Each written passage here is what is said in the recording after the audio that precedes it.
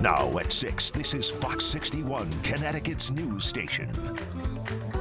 Well, there's a growing problem in East Haven. The fire department saying several fire hydrants are out of commission because drivers hit them.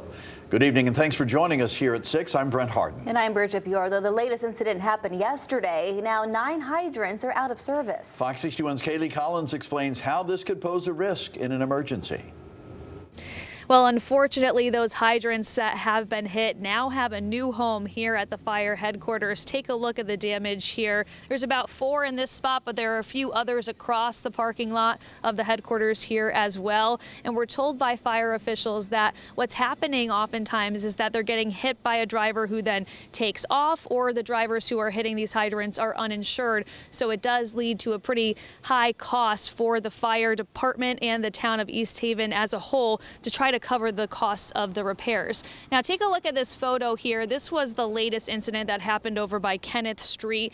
Look at the damage of this fire hydrant there, and it is pretty costly, as I mentioned, to repair them. Some of them only cost about $1,200, but others can get all the way up to about 10 grand to replace, and that's all on the taxpayer's dime. We also spoke with the fire chief here, Matt Marcarelli, who told us that every second in an emergency counts, and having these hydrants out of commission is dangerous. Fire hydrants are, depending on the neighborhood, up to 500 feet apart. So, you know, if your house is on fire and that fire hydrant that's within that 500 feet is not working or not there, we have to come up with an alternative plan. And with a department that has an already stretched thin staffing level as ours, to come up with an alternative game plan can be problematic for the operation. And at this point, the fire chief tells us they can only afford to cover the cost of just one of those hydrants, and they're looking for your help. If you see something, say something. If you have any information about this latest incident that happened over on Kenneth Street, or you see anybody else hit a fire hydrant, you are asked to contact police or the fire department with what you know. We're reporting in East Haven, Kaylee Collins, Fox 61. All right, Kaylee, thank you. So that's how the issue impacts the fire department there. What about neighbors, those who rely on the hydrants as a lifeline? Fox 61's Julia LeBlanc has their take. This is just one of 9 fire hydrants currently out of service here in East Haven. And because it's a costly and timely fix, neighbors say they're concerned about not having access to the life-saving tool. It's scary. It's scary because California, that's going on. And I know, like, you know, California is a big thing to think about, but God forbid, you know, that is our lifeline. Desiree DeLuca and her family have lived here near the corner of Kenneth and Roma Streets for about 5 years. A neighborhood they love, but like many, comes with its downsides. We talk to each other, hi. Routinely, we see people who are doing their exercise and stuff. So it's a good neighborhood, just, you know, these streets. Streets where DeLuca says people often drive recklessly. The street that has a stop sign, it's invisible. People fly right through it, and that's a worrisome issue. That sort of behavior may have played a factor Wednesday afternoon when East Haven firefighters say someone hit the fire hydrant right near DeLuca's home and drove off. Now it's in the hands of the town to pay for and replace it, which the fire chief says could be upwards of $10,000 in some cases. That's just unacceptable, you know what I mean? If you hit a hydrant, stay, you know what I mean? Steve Dyer also lives near the scene of another crash where another fire hydrant was recently hit, now covered by a traffic cone. Across town, the fire chief says that's what happened in 9 total locations, where he says it's likely most people drove off because they didn't have insurance. And accidents happen all the time. When you run, now you're turning it into a big problem, and now when you get caught. And it's causing a problem for the fire department, too. They've had to come up with a plan B in situations where they don't have access to the hydrants, something they say wastes precious seconds to save property and lives. What if that is your parents' house, grandparents' house, children's house, and a fire does happen and there's no hydrant outlet? That is nerve-wracking. Now, the fire department is asking people to keep their eyes and ears open. And if you see someone doing this, they say, take down the person's plate number. They're also asking people in impacted areas to check their Ring cameras to see if they got any of it on video. We are in East Haven. Julia LeBlanc, Fox 61. All right, Julia, thank you. Shifting gears to the weather now, another cold day, but will it continue into the weekend? Yeah, Chief Meteorologist Rachel Frayne joining us now with the answer. Rach? We actually have warmer temperatures in store the next couple of days, but even so, there's still some snow in the forecast. For one, we've got one round coming through right now. Radar showing just a few light snowflakes and flurries that are out there. This could be enough to cause a few sneaky, slippery spots, but I'm not expecting widespread travel issues. Wallingford might be seeing a few flakes down here through Trumbull and Stratford, and also in the Northwest Hills you can see a little bit of that snow coming into Sharon right now. So we'll see these through about 10 or 11 o'clock tonight.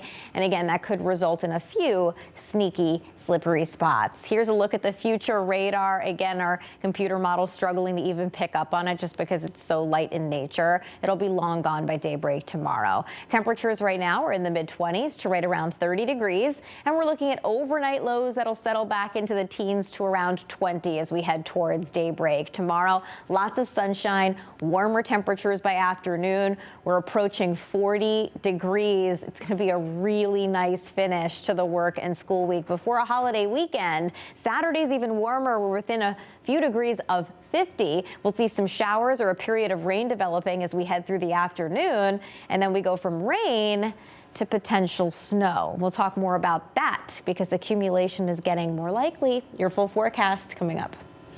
All right, Rach, thank you. A former Stratford High School teacher is accused of running an extensive online scam. Police say James O'Neill used computer equipment at the high school to alter bills of sale and other documents in order to illegally sell vehicles on Facebook. O'Neill was taken into custody in New York and extradited back to Connecticut last week. He was released on $75,000 bond. We reached out to Stratford High School for a comment. They say O'Neill is no longer an employee. An update tonight, a Glastonbury doctor's death has been ruled an accident. Police say Nelia Vodovskaya died of hypothermia with underlying causes. This after she drove onto the golf course and into a pond at the Glastonbury Hills Country Club last month. Her body was found on the golf course near her SUV that was partially submerged in the pond. Well, the family of a UConn professor killed by his wife in 2017 is now suing her estate for wrongful death. Pierluigi Bagazi's family claims Linda Casuta Bagazi's estate unfairly benefited from his life insurance. Lawyers argue her estate is not entitled to the money because of the murder. Casuta Bagazi pleaded guilty to killing her husband in March of last year. Well, 3 months later, she died by suicide before sentencing. Bagazi's estate is seeking at least $15,000. Senate Democrats finally addressed high energy costs after months of people complaining about their bills. They introduced a bill called the Ratepayers First Act. The goal here to focus on costs and ensuring utilities that prioritize customers over stakeholders. But the details of this bill still unclear tonight. Lawmakers say there are many public hearings to come, and they want to hear ideas and feedback from the public on how to solve the high electric rate issue.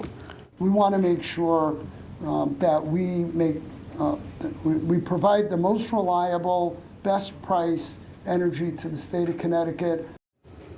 High electric costs have been a major topic over the past few months, especially about the increased public benefits portion of the bill. It funds state energy programs, including millions of dollars of unpaid bills during the COVID-19 pandemic. Republican lawmakers pushed for a special session to eliminate or reduce the cost for families, but Governor Lamont said that was not the way to address the issue that led to the higher bills.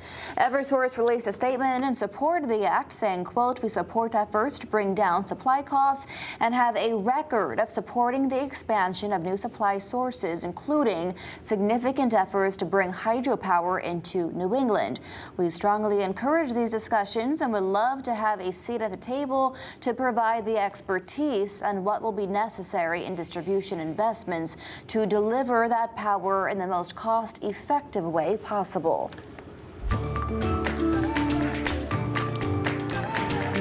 Schools all over the state have been implementing their own versions of cell phone bans. And some are asking students to put them in pouches in their lockers or to simply put them in your pocket. But how effective have these bans really been? We sent Fox 61's Jamel Johnson to find out.